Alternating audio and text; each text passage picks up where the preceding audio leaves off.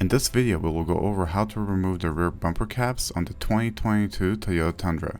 For this how-to, we'll also be installing the TRD Pro caps. First, we will remove the rear valance on the bumper. Start by removing the two 10mm bolts, then the two push clips. For the clips, simply use a flathead screwdriver to pop the center out and the clips will come out.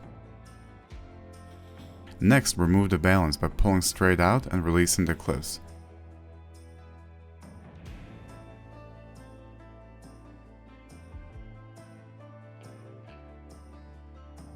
Then remove the clip at the bottom of the bumper.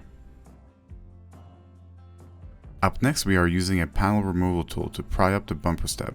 To mitigate the risk of breaking the clips, use a flathead screwdriver or pliers to release the clips from underneath and inside the rear bumper.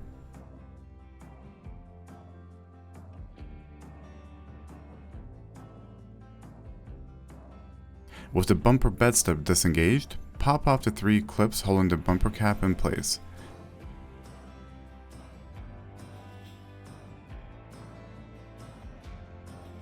And now we can remove the bumper cap.